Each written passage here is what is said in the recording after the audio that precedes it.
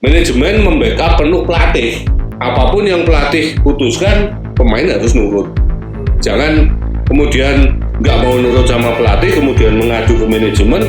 Nah, di manajemen malah dilindungi. Kembali lagi bersama saya Aryan Ahmad dan pengamat bola tercinta kita Bung Ananto di podcast Main Bola Radio Jogja Podcast.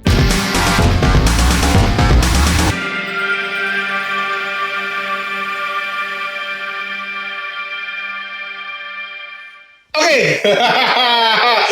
Apa ya? Gimana? Kali ini kita akan membahas peta Liga 1 musim 2022-2023. Ya. Nah, Oke, dan ini katanya bener, bentar Pak. Katanya ada musim ini katanya ada Piala Indonesia juga ya? kemungkinan besar ada Piala Indonesia. ya? Iya, kemungkinan besar ada Piala Indonesia. Nah, kita akan membahas peta Liga 1, terutama tim-tim besar ya. Dan PSS dong. Oh iya jelas, itu justru apakah mampu PSS menyaingi tim-tim besar Liga 1? Oke. Ada Bali United, Persija, Arema, Persib, Borneo. Ya. Bagaimana menurut Bung Anan? Ya, saya pikir kita bahas satu persatu dulu ya. Iya, oke. Dari tim-tim yang Big Six lah. Big Six, 6 besar lah, musim lalu kan. Kita yang pertama ini pasti Bali United ya. Bagaimana nih? Bali United ya. Saya pikir Bali United itu nggak banyak perubahan. Nah, dia sepertinya PD dengan materi pemain. Materi pemainnya dia PD. Ada sih beberapa tambahan pemain, tapi gaya bermainnya juga sama lah dengan musim lalu. Dan musim lalu itu pun dia juga nggak bisa langsung on fire ya. Di seri 1, seri 2 dia agak tersel-sel. Nah, kemudian di seri 3 dan seri 4 dan kebetulan 2 seri itu dimainkan di Bali, mereka ngegas. Sampai waktu itu sebenarnya kan yang jadi pemuncak klasemen sebelumnya itu kan pergantian.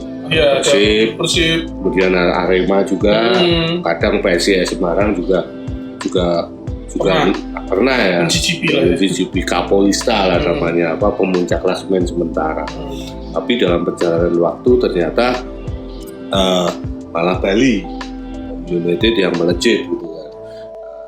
Kalau saya pikir dan materi pemainnya ini juga beberapa pemain baru yang masuk itu yang mengangkat performa Bali United di seri 3 dan seri 4 ini sekarang masih bermain. Privat Baga masih ada gitu kan. Kemudian ada satu lagi pemain asal Brasil yang cukup mobile juga di lini tengah, lupa saya namanya, tapi dia masih ada juga. Cuma di awal-awal pramusim kemarin Bali United ini nggak begitu tampil bagus ya. Apalagi saat penyisian grup di Piala AFC kemarin, kalah cukup mengejutkan ya, dan cukup memalukan sebenarnya. Kalahnya kalau misalnya dari tim dari Liga Vietnam atau Liga Thailand atau dari Liga Jepang mungkin agak sedikit oke lah. Ini dari Liga Kamboja, kita tahu sendiri kan sepak bola Kamboja ini ada di level mana gitu. Ini kalahnya itu juga dengan skor yang cukup telak 2-5. Nah, ini menjadi PR tersendiri pasti bagi Bali United. Nah, dia pasti juga nggak mau malu 2 kali kan. Pasti ada perubahan. Tapi kalaupun ada perubahan sepanjang pelatihnya tetap, saya pikir gaya bermainnya juga nggak akan berubah. Nah, sekali lagi sekarang musim ini berbeda dengan musim lalu. Bedanya apa? Formatnya sama sih sebenarnya, 2 kali bermain ya. Tapi sekarang ini kan home and away. Home and away dalam artian semua dimainkan. Bukan dimainkan, home and away dalam artian yang sesungguhnya. Bahwa tim ini bermain home itu bermain di kandang dia sendiri. Bermain away dia bermain benar-benar di kandang lawan. Nah, ini yang cukup menentukan juga.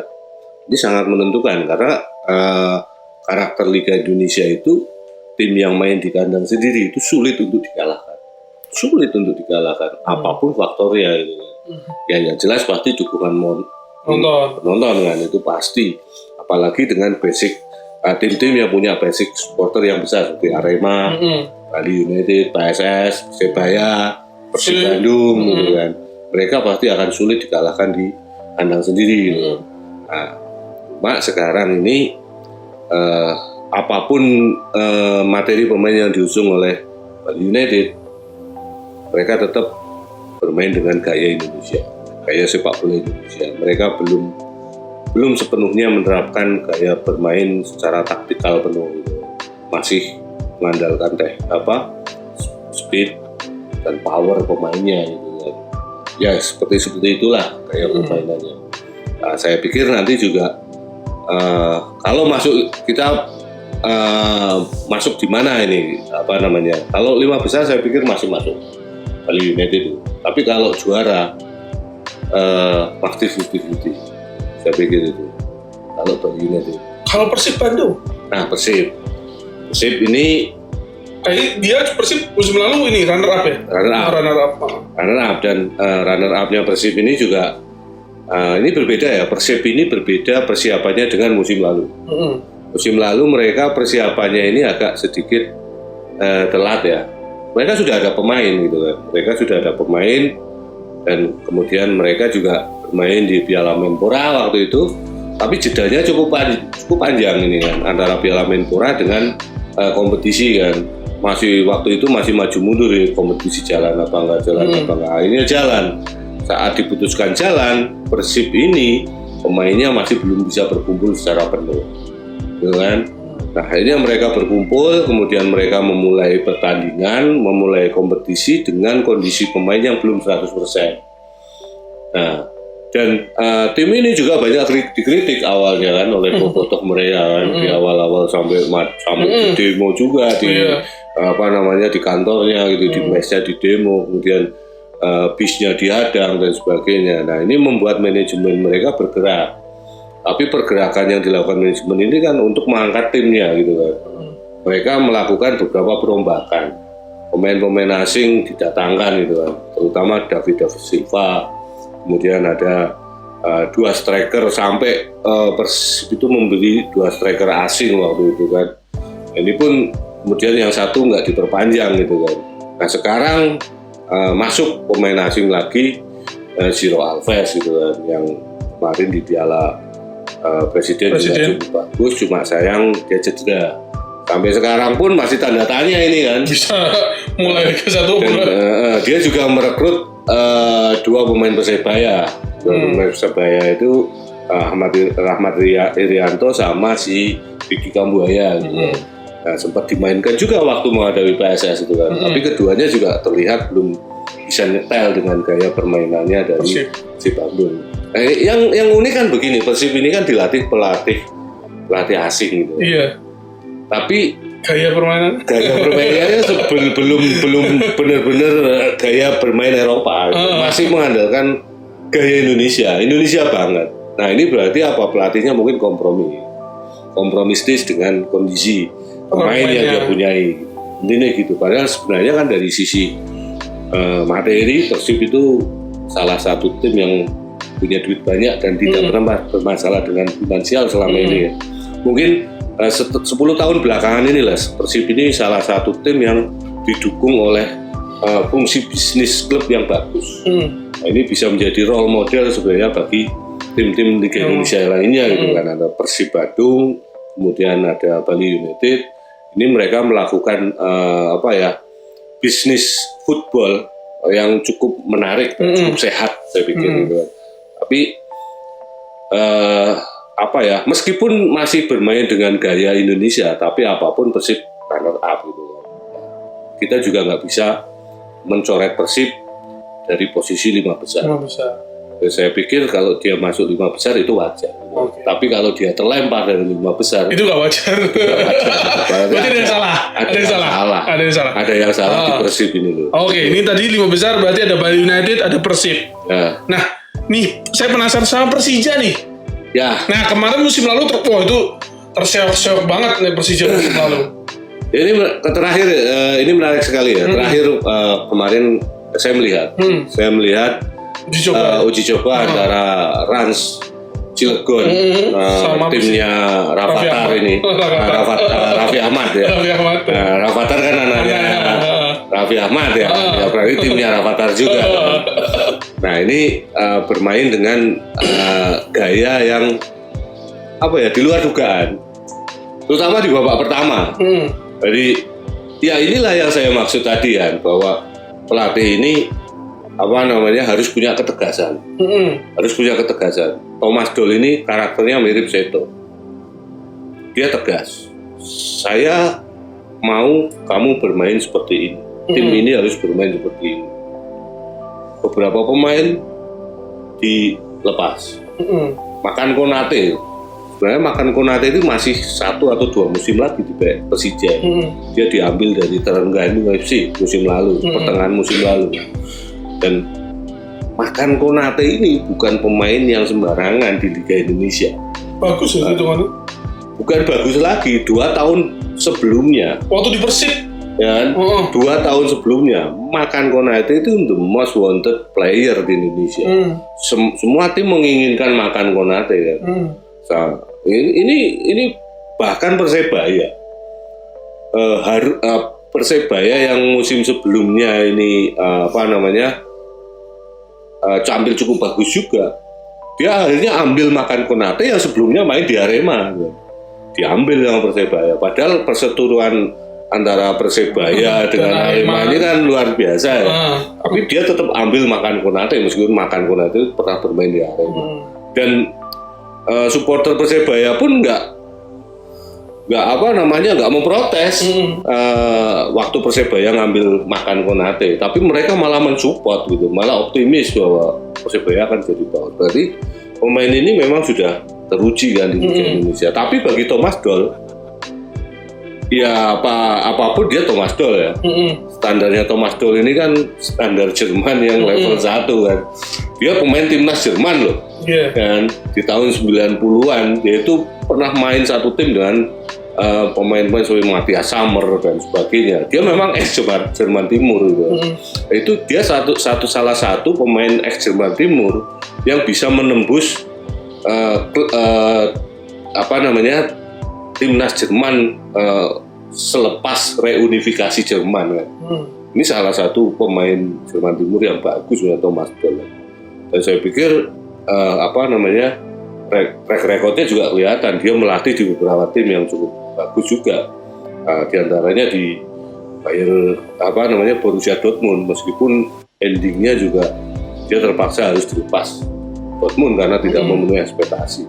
Tapi bagi Liga Indonesia terutama di Persija, saya pikir karakter Thomas Doll ini dibutuhkan, sangat dibutuhkan. Maka terlihat sekali ya beberapa pemain yang selama ini jadi andalan kayak Rico Simanjuntak, kemudian ada beberapa pemain senior lainnya selain yang sering dia jadi pemain inti, dia malah nggak masuk starter kan pertandingan kemarin, tapi pemain-pemain muda yang dia mainkan itu.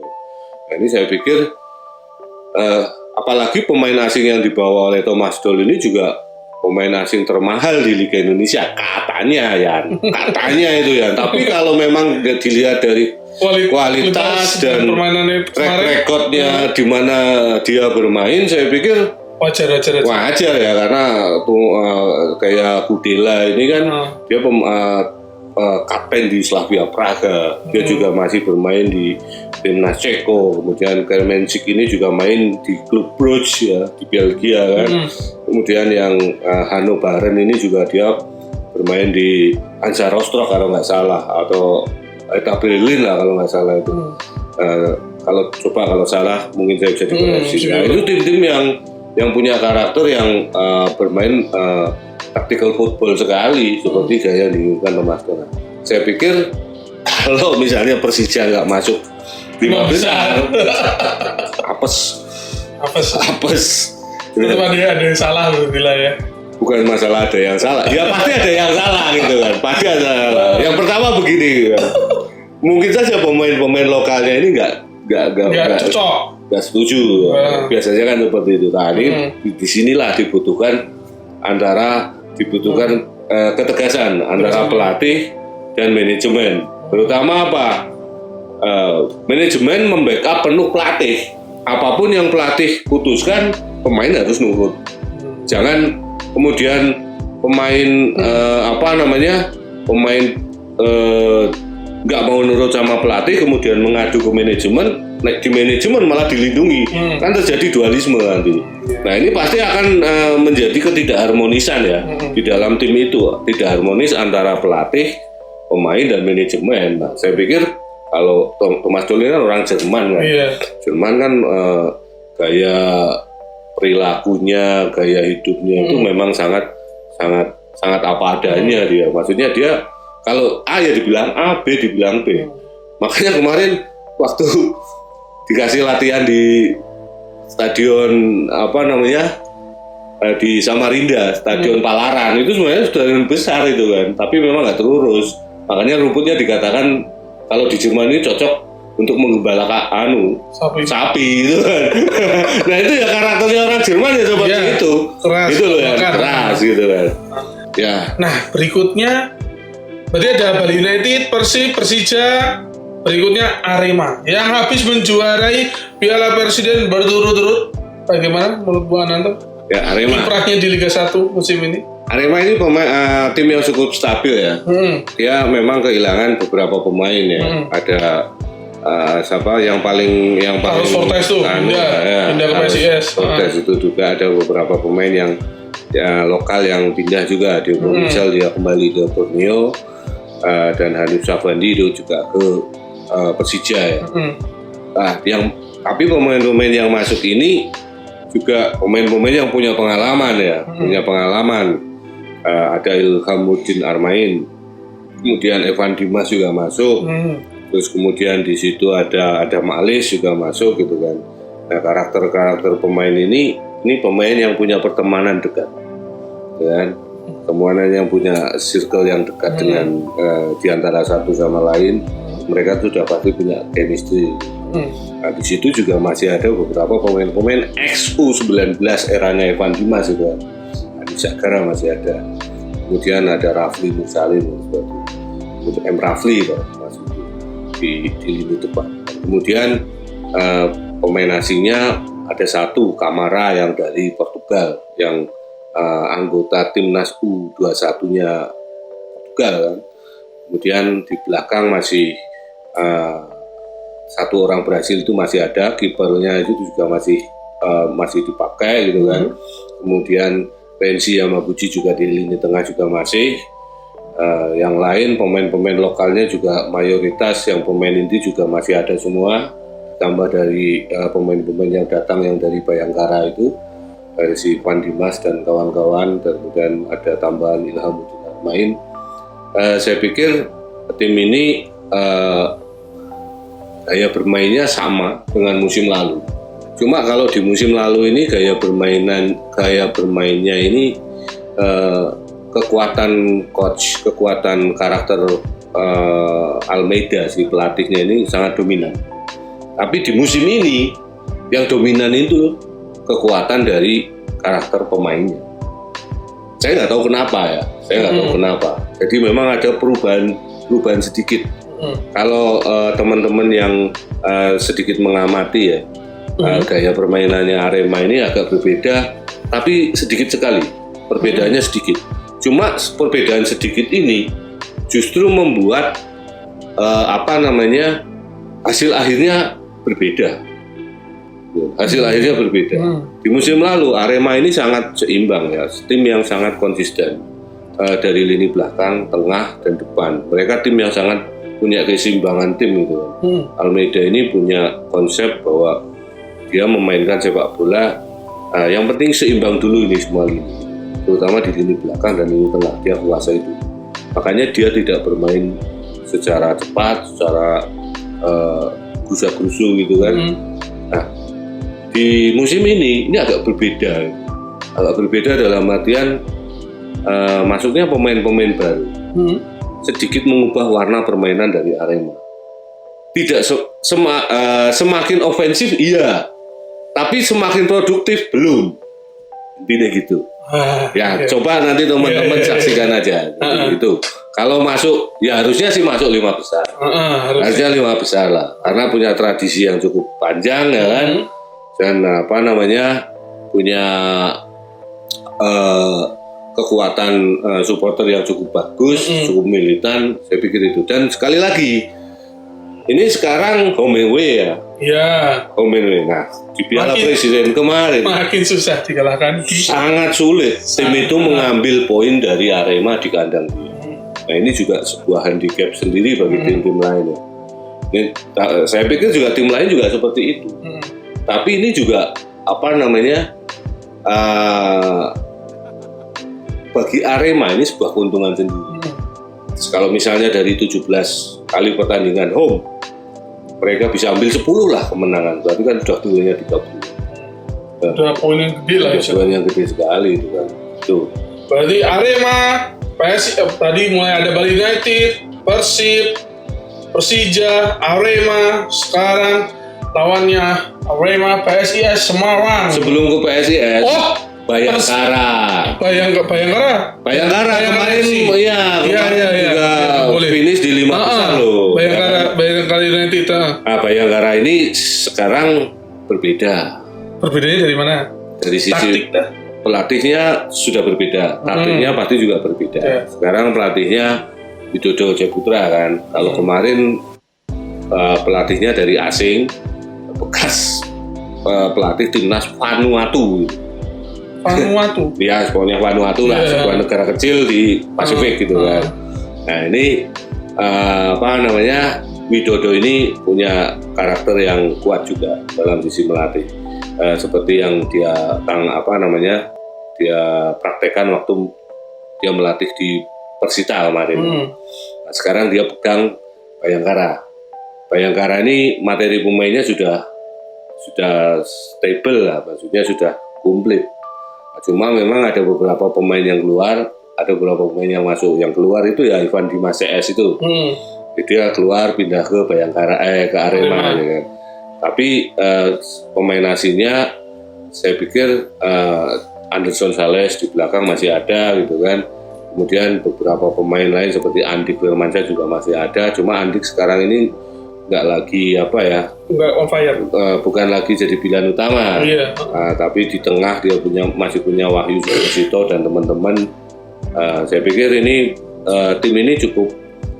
Bayangkara ini sebuah tim yang cukup alot ya, kalau saya lihat ya, cukup alot dalam artian mereka punya motivasi yang tinggi. Tim yang dengan motivasi tinggi tidak mudah menyerah tim ini. Kalau dari sisi karakter bermain sih saya rasa masih dengan karakter Indonesia sekali gitu kan.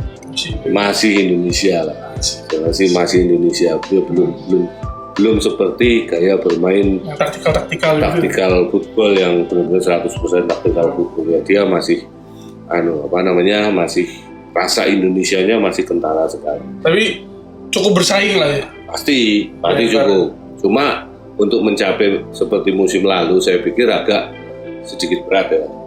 Ya mungkin kalau dia terpleset masuk ke 5 besar ini sebuah prestasi juga. Karena Bayangkara ini juga pernah juara juga kan. Iya. Dia punya DNA juara Liga Indonesia Liga 1. Nah, ini nggak bisa kita main-main gitu. Saya pikir bisa juga salah satu tim yang nanti Big Six itu masuk Bayangkara juga. PSIS Semarang? Ya, PSIS Semarang. Nah, kita sudah melihat ya. PSIS di Piala Presiden. Ngeri loh hitungannya. Ya ngeri tapi kan akhirnya nggak lolos. Iya sih. Ya kan sama nasibnya dengan PSS. Iya. Kan sama nasibnya dengan PSS. PSIS Semarang bagaimana? Ya PSIS ini punya karakter tim yang cukup bagus. Pelatihnya, kita nggak menyoroti pelatihnya dulu. Saya melihat materi pemainnya, terutama pemain asingnya. Di situ ada Marukawa dan Fortes, 2 pemain asing yang musim lalu ini cukup bersinar lah di Liga Indonesia. Marukawa sebagai pemain asing terbaik, ya kan. Kemudian si Fortes ini sebagai top skor waktu dia bermain di Arema. Dua pemain ini sudah membuktikan kelasnya waktu di Piala Presiden. Hanya saja ketergantungan PSIS terhadap dua pemain ini sangat besar. Beda waktu Marukawa di Persebaya dan beda saat Fortes di Arema. Meskipun Fortes absen, Arema tetap bisa keluar mencari celah untuk memenangkan pertandingan. Nah, PSIS ini begitu Marukawa absen, kemudian si Fortes absen, dia seperti kehilangan nyawa. Ini kelemahannya ya, dan ini bahaya. Kekuatan sekaligus kelemahan. Ya, ini sangat berbahaya karena nggak mungkin kan dua pemain ini dipaksa untuk main terus selama 37 pertandingan. 34 pertandingan. Belum ada Piala Liga. Belum ada Liga. Piala Indonesia. Piala Indonesia yang nanti mungkin rencananya akan diputar juga ya. Nah, ini juga berat gitu kan. Harusnya ada pelapis dari pemain-pemain lokal yang punya yang punya kemampuan hampir setara lah. Nah, ini pemain-pemain lokalnya PSIS ini berbeda potensinya dengan musim lalu. Kalau musim lalu ada beberapa pemain yang cukup menonjol ya di lokalnya itu. Sekarang ini malah pindah ke klub lain. Ya kan? Di lini tengah itu siapa namanya itu pemain dari Maluku itu cukup bagus, malah sekarang pindah ke Bayangkara kan. Kemudian juga yang paling rapuh ini di sisi penjaga gawang kan, karena nggak ada penjaga gawang senior. Nah, kemarin masuk si Wahyu Trinugroho, WTN, bekas pemainnya Persis Solo dan Bayangkara. Kalau saya terus terang dengan WTN ini punya saya kenal secara pribadi. Waktu dia pertama kali masuk ke Persis tahun 2006 atau 2007 kalau nggak salah, waktu Persis ini di divisi utama, promosi divisi utama. Ini orang Sukoharjo, anak Sukoharjo, dia bekas jebolan dari timnas U20 juga waktu itu. Dia sekarang udah nggak muda lagi kan, umurnya lebih dari 30 mungkin ya. Tapi dia punya kemampuan yang cukup bagus, maksudnya refleksnya cukup bagus, dia punya pengalaman, dan yang penting memang posturnya nggak cukup tinggi gitu. Dia memang mungkin salah satu pemain penjaga gawang terpendek di Indonesia ya, WTN ini, Wahyu Trinugroho ini. Cuma dia memang punya kelebihan lain itu kan. Refleksnya bagus, dia membaca pertandingan itu juga pintar dia anak ini, dan dia cukup humble juga kan. Saya pikir dengan masuknya WTN ini akan menambal juga lini posisi kiper ya. Cuma yang kalau Marukawa dengan si Fortes ini absen, PSIS seperti kehilangan arah gitu kan. Ya kan, ini mau kemana ini? Berarti PR banget buat pelatihnya. Ya, ini PR. Jadi itu kalau misalnya Kandilana nggak main, dua pemain ini main masih bagus PSIS itu kan. Tapi begitu Marukawa sama si Fortes ini nggak main, apa si Fortes nggak main atau Marukawa nggak main, sudah hilang gitu kan. Nah, ini problem bagi tim ini yang harus segera dipecahkan. 8 besar apa enggak? Kalau saya pikir 8 besar, saya pikir masuk lah. Ya. Karena mereka sekali lagi bermain di Semarang itu juga bukan hal yang mudah ya. Tim lain ya. Home-nya ngeri juga. Atmosfernya itu luar biasa kan. Apalagi sekarang mereka punya stadion sendiri kan, jati diri gitu kan. Sekarang masih tim Jawa juga, Persebaya. Gimana nih kiprah kira-kira? Tim besar yang mungkin tim besar sebenarnya, tapi nggak. Ya besar, sampai sekarang juga besar gitu. Tapi bagaimana nih, berat? Kalau masuk 8 besar deh. Kalau 8 besar saya pikir masuk. Oh, masih masuk deh. Masih masuk. 5 besar pun kemungkinan besar bisa. Oh, kemungkinan besar bisa. Bisa, gitu kan. Tapi berat kenapa? Berat karena begini, tim ini bongkar total. Oh, ya kan? Yeah. Ini tim bongkar total. Yeah. Jadi 9 pemainnya itu hengkang. Ini kita nggak bisa menutup fakta itu ya. Yeah. Ini juga pekerjaan rumah yang sangat besar. Dan persiapan kompetisi ini kan sangat pendek, cuma 3 bulan, 2 bulan kan. Nah, dengan 9 pemain ini hengkang, gitu kan? Berarti kan ini harus membentuk klub baru kan, tim baru kan. Yeah. Membangun dari nol. Dan yang lucu, kalau misalnya PSS itu karena pergantian manajemen, pergantian pelatih itu ya, kemudian di pemilikan klub ini juga mungkin ada pergantian itu sehingga timnya diubah gitu kan. Nah kalau Persebaya ini kan ownernya masih sama gitu kan, manajemennya juga masih sama, pelatihnya juga sama, tapi pemainnya ganti semua. Nah untuk menghadapi Liga Indonesia yang complicated, ini perjuangan besar bagi Persebaya, perjuangan besar. Tapi untuk masuk 5 besar masih kemungkinan ada. Masih kemungkinan ada karena mereka punya fighting spirit yang bagus.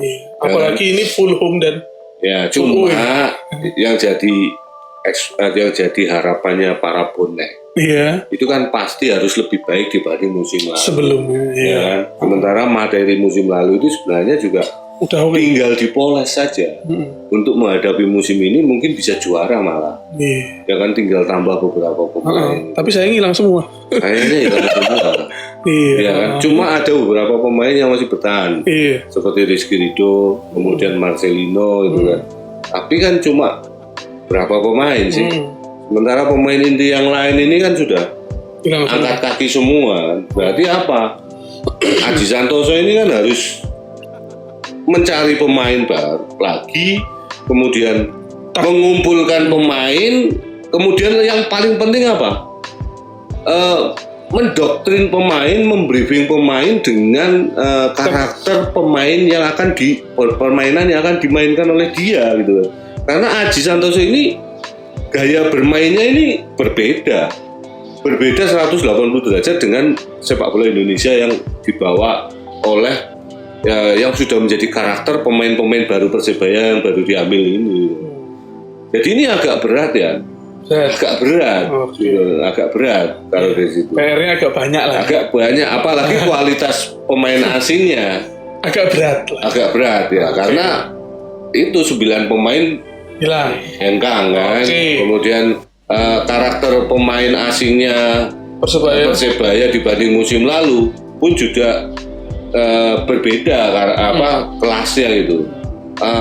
Kita belum lihat apakah lebih bagus, apakah memang lebih jelek atau seperti apa. Cuma kan ekspektasi dari para bonek itu kan harus melebihi Marukawa, harus melebihi si Evan Dimas. Bukan Evan Dimas, pemain Bruno Moreira gitu kan yang kemarin hengkang gitu kan. Harus melebihi ekspektasi dari Ali Sesai gitu yang di lini belakang. Ini pemain-pemain ini kan pemain yang punya nilai di Liga Indonesia sekarang kan. Marukawa langsung diambil PSIS, Ali Sesai menyusul, kemudian Bruno Moreira main di Liga 2 Yunani gitu. Ini kan pemain yang sebenarnya punya kualitas. Nah ini yang jadi PR ya. Oke. 2 tim terakhir yang akan kita bahas adalah Borneo dan PSS. Borneo dulu baru PSS. Ya, gimana nih? Borneo ini runner up. Piala Presiden tadi malam ya. Tadi malam final dan Borneo bermain 0-0 kalau nggak salah ya. 0-0 di leg pertama mereka full nyerang 0-1. 0-1 tapi di balik kedua full nyerang dia pun tidak ada gol. Ya karena full nyerangnya dengan gaya Indonesia. Ya kan full nyerangnya gaya Indonesia. Jadi mereka tidak memainkan tempo. Tidak mencari celah. Jadi bola asal diangkat ke kotak penalti, asal diangkat. Ya pemain belakang Arema enak kalau gitu. Tinggal tunggu bola aja, datang sundul, tempel pemain Borneo yang ada di kotak penalti. Tapi pergerakan tanpa bola atau pergerakan dengan bola yang mencoba mengelabuhi pemain-pemain belakang Arema ini nggak ada sama sekali. Nah itulah karakter sepak bola Indonesia. Jadi dia bermain, ya itu juga bahwa dia masih memainkan karakter sepak bola Indonesia banget. Tapi 5 besar mah pasti lah. Ya kalau dilihat dari 5 besar kan kalau kemungkinan besar bisa masuk lah. Karena tim ini kan sehat ya. Iya. Maksudnya dalam artian sehat secara finansial. Intinya itu dulu. Yang kedua dia punya pengalaman. Pemain-pemainnya ini sudah lama berkumpul gitu kan. Nah, mereka itu juga nggak ada perubahan yang cukup besar kan dibanding tahun-tahun lalu kan. Nah, yang menjadi harapan kan sebenarnya kalau bisa mereka mengambil poin di kandang itu lebih dari 10 kali kemenangan kan, di kandang kan, ya pasti dia masih 5 besar lebih kan. Tapi kalau dia di kandang nggak bisa memaksimalkan ya repot juga. Cuma ya itu gaya bermainnya masih bisa terbaca lah, masih sangat bisa terbaca bermainnya. Ini juga PR sendiri ya, apalagi Bustos ini juga sudah di 2 pertandingan terakhir, 3 pertandingan malah ini sudah menurun terus. Kalau nggak salah dia tadi malam dia mainkan, tapi di babak kedua dia ditarik. Padahal ini sebenarnya cukup vital. Pasti ada masalah dengan Bustos ini. Apakah masalah kebugaran, apakah karena cedera, atau karena memang permainannya sedang turun gitu. Dan ini yang harus disiasati juga oleh Borneo gitu. Melihat semuanya tim-tim yang tadi kita bahas, PSS bagaimana? Apakah masuk 8 besar? Begini, kalau harapan saya sih PSS sih bisa juara lah musim ini. Oke. Harapannya juara. Bisa juara gitu. Nah, harapannya ya kita kan berharap, kalau orang berharap kan yang tinggi sekali. Iya, tinggi sekalian. Ya, tinggi sekalian gitu. Kalaupun nggak juara juga nggak apa-apa gitu kan. Toh apa? Tim ini kan sebenarnya di musim ini Seto ini kan diberi apa namanya? Diberi mandat untuk membangun tim dulu. Karena kontrak dia kan 2 musim, ya kan, kontrak dia 2 musim. Nah, saya pikir dia juga realistis kan, dan dia juga nggak memaksa terhadap manajemen harus mengambil pemain ini kan enggak. Pemain yang dia ambil di musim ini adalah pemain yang sebenarnya tersedia di pasar waktu itu, masih tersedia. Pemain ini belum diambil oleh tim-tim lain gitu kan. Jadi dia itu tidak memburu, tapi dia mengambil yang masih ada gitu kan. Alhamdulillah beberapa pemain bagus didapat kan. Marco Mbrawe, Todd Ferre juga didapat. Kemudian dia juga memaksimalkan pemain-pemain lama yang pernah dia dia latih kan, kayak Dave Mustaine gitu kan. Kemudian ada Mandadini, pemain yang masuk juga. Terus kemudian dia mencoba untuk kembali membangkitkan Boas, ya kan, mengeluarkan kembali kemampuan Boas. Kemudian mencoba untuk menaikkan konfidensi dari Todd Ferre yang sempat tenggelam karena sanksi kan. Ini kan nggak mudah bagi seorang pelatih ya. Tapi saya pikir dengan kemarin masuk ke semifinal ini kan 4 besar ya. Iya, 4 besar. 4 besar loh ya, dari 17 tim loh ya. Ya kan simpelnya kan seperti itu. Hitungan matematis gitu. Kan ya seperti itu. Iya, udah 4 besar. Udah 4 besar ya. Berarti juara nih. Ya harapannya seperti itu. Tapi nanti kalau saya sebagai penggemar PSS ya pasti saya berharap PSS juara lah gitu kan. Tapi minimal 5 besar berarti. Kalau saya pikir berdasarkan berdasarkan pengamatan lo ya semuanya. Yang penting begini, kalau PSS mau masuk 5 besar, amankan dulu pertandingan kandang. Jangan sampai lepas. Jangan sampai seri lah. Gitu. Kalau bisa menangin lah ya. Menangin semuanya. Nanti kalau di tandang ambil seri aja cukup gitu kan. Ya, saya jadi ingat Persiba Wamena. Kalian tahu Persiba Wamena? Iya tahu saya. Kenapa tuh? Itu tim dari Papua. Iya. Di Wamena sana ya. Wamena itu kalau jam 6 pagi, jam 3 sore itu udah watang ya. Malam. Udah petang itu, udah dingin semua. Tim itu kalau dari Jayapura mau ke Wamena itu harus lewat jalan udara semua. Tim-tim yang masuk ke sana itu cara yang bisa menang gitu kan di Wamena itu. Makanya Wamena itu kan sering dia masuk 5 besar. Karena apa? Di kandang dia menang terus gitu kan, menang terus. Nah, PSS itu kalau ingin masuk 5 besar, amankan dulu yang laga kandang. Jangan sampai lepas gitu kan. Nah, di sini peran BCS, peran Slemania sangat besar. Ya, bagaimana nanti kita bisa memberikan impact yang positif pada pemain dan tim saat bermain kandang. Saya pikir itu. Oke, jadi kita berharap PSS mampu bersaing dengan tim-tim yang kita sebutkan tadi ya. Satu lagi yang selain dengan selain dengan faktor kandang, PSS ini punya kelebihan sebenarnya. dari sisi gaya permainan. Gaya permainannya ini agak berbeda, tidak Indonesia banget. Tipe-tipe taktikal. Ya agak sedikit taktikal, belum 100%. Karena kan Coach Seto kan pasti juga sadar kan. Iya. Materi pemain yang ada masih seperti ini.